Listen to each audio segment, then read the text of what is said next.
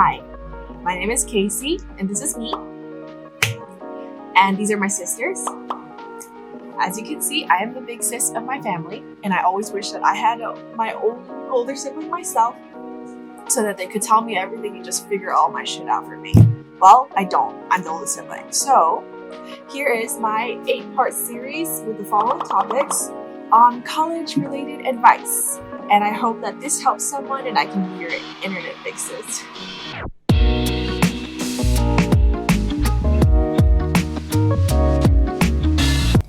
Hi everyone, welcome to part 2. Please stay tuned for more because more are coming in the next few weeks. And thank you so much for listening. Yay. This video is in no particular order. I just divided it into like move-in day and then adjusting the independent life very roughly, but it's mostly just random tips that I could think of. First, I have a list of all the items that I think you need, and then another list of all the things that I think might be helpful but you don't necessarily need on the screen. You can take a screenshot and use it as a checklist if you want.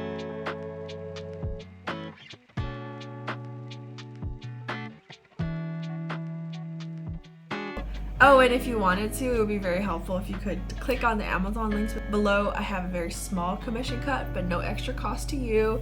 And those are things that some of which I personally use and I think are great. My first tip is to only bring necessary items and to plan it out with your roommates ahead of time so you know who's bringing what.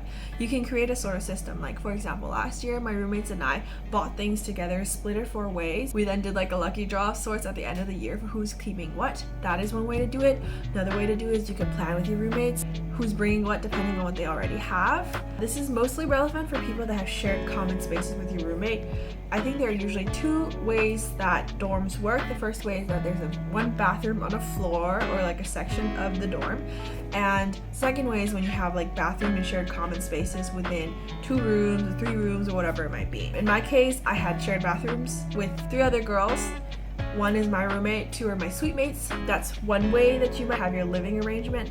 That way it would be even more important for you to arrange with your roommates who's bringing what, so that you don't have to clutter up your space.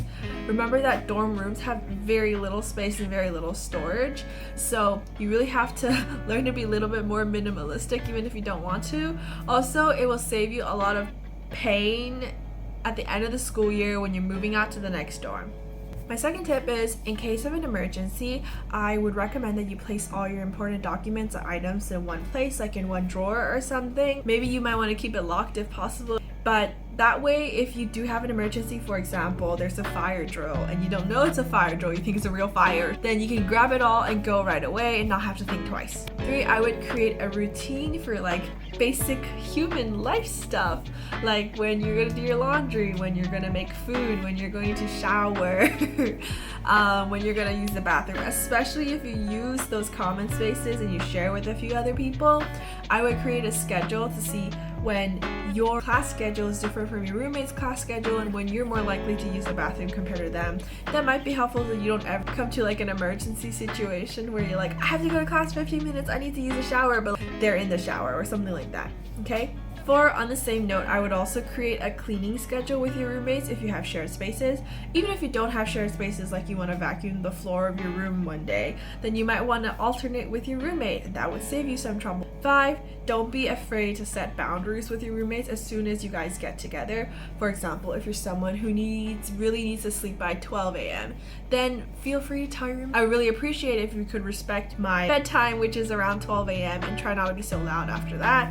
Or for example, if you're uncomfortable with having a lot of friends over in the room past a certain time, then you're more than welcome to set that boundary with your roommate, but also like try to be reasonable with what they want and what you want as well. I think having it clear from the get-go will really help you guys from having trouble later when you're living together, because as much as roommates can be awesome sometimes, it can really irk you when you're living with someone for so long and in such close proximity. So it's great that you can get your annoyances and your pet peeves and your deal breakers out of the way as soon as you get there. And I think it's a pretty mature thing to do and be firm about it, and that will save you a lot of trouble later, so it's not gonna hurt anyone. 6, I don't know who needs this, you can skip it if you don't need it, but here's like a basic step-by-step how to clean your bathroom. Takes me like 15 minutes max. I don't know, maybe that means I'm dirty, but I don't think so. First, I would put some sort of like toilet cleaning agent in the actual toilet, and just leave it there for a second. Then I grab an old toothbrush and I start cleaning like the sink. I'll scrub it with like a little bit of soap or some sort of cleaning agent. Okay, I don't care what it is I use some sort of soap and like scrub the scum off, and then pour down the water. You're done. And then I would take a wipe to wipe like the bathrooms, the door handles, any other little handles that you might be using. And then after that, I would take another wipe and wipe the toilet seat area very quickly. And then finally, I would scrub with the toilet brush inside the toilet bowl. And that more or less is like a 10 to 15 minute cleaning routine that you and your roommates can alternate between. And if you do it often enough, it's like not gonna collect enough grime and disgusting stuff that you have to clean it more in depth. Does that make sense? So it's like frequency kind of makes up for overall time needed to clean the bathroom later, because you're doing it a little bit but quite often. At least that's how I think about it. 10 minutes max, I think, if you're efficient about it. So try that. 7, I would suggest that you have like food available, good healthy snacks or breakfast options available.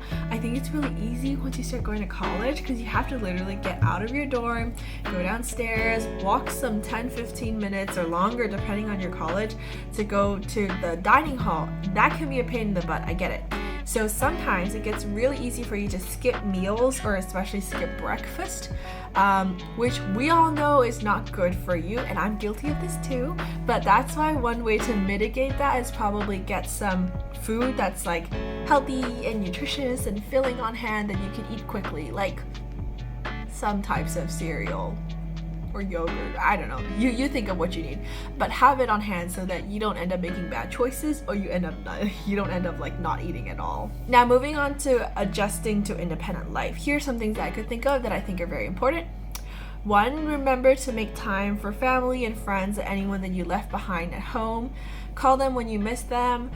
Don't just be so wrapped up in your new life that you completely forgot about them, because part of like adjusting to independent life is also adjusting to being alone and no longer having that support system right next to you. So if you feel like you need that emotional support, then go ahead and make sure you make time to call them and talk to them when you need it. 2, talking about support systems, I would try to go out a lot. This is something you're gonna do anyway, but it's like when you go out a lot and you meet a lot of friends and whatnot, you're creating a new support system for yourself, which is great, and everyone else is doing the same with you. 3, kind of related to 2, but like when everyone else is doing the same thing with you and trying to make you a part of their support system, like lend a hand. You know, if someone's sick and they're dying and they just need some medicine from the CVS across the street, then like take 15 minutes out of your day to go help that person next door, right?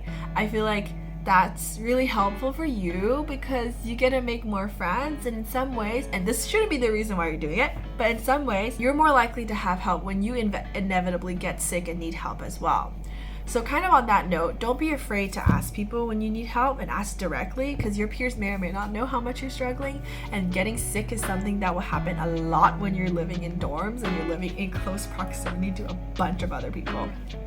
Or even if you don't live in dorms and you just go to all these classes that have like hundreds of people, like you're going to get sick sooner or later, whether or not you like it.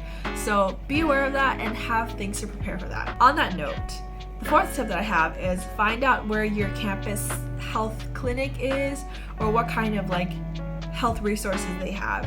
You may get insurance from your school, you may not get insurance from your school. I don't really know how that works per different schools or individuals, but figure out where your campus health clinic is, how to access it, see if you have like a calling line for if you have an emergency, or even if you just have like a question that you don't really know how to answer, and just have it in the back of your mind so if you need it, you can easily get there. 5, once again on that note, have some very basic medicine prepared based on kind of sicknesses that you tend to have. So if you tend to have allergies at a certain season, then like get some allergy preventing medicine. If you tend to have a lot of period cramps, then get some ibuprofen, and have it just in your dorm and prepared so that you don't have to go and walk down to the pharmacy that's 15 minutes away when you're in the middle of being miserable. The final thing that I really want to emphasize is to have like an emergency contact on your phone at all times. Now, I really hope this is not just a my school kind of thing, but at least in Hopkins, at least the RAs that I've come across are incredibly helpful. And RA stands for like residential advisor, I think. They're like your older sibling in college, you know? You can ask them for anything, but in particular, I remember my freshman RA telling me, like, if you're out there drunk and under drugs and making bad decisions, it's okay, you can call me. You will be in trouble the first few times, and my priority is to keep you safe and to keep you like in one piece. So have an emergency contact on your phone. Put your RA's phone number there. Obviously you have your parents and other people of your like normal support system, but if you're doing some like reckless young adult teenage shit that you don't want your parents or someone to know, then at least have somebody else out there that you can contact.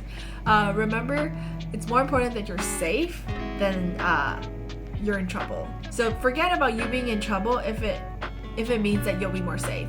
So for example, I would also keep your campus security phone number as well, so that if something does happen to you or you need something, you get locked out, you're at a party you don't want to be, you have campus security to come rescue you, and they will probably do that. Even if you get in a little bit of trouble, it's better than you being unsafe. That's all I can think of in terms of adjusting to independent life.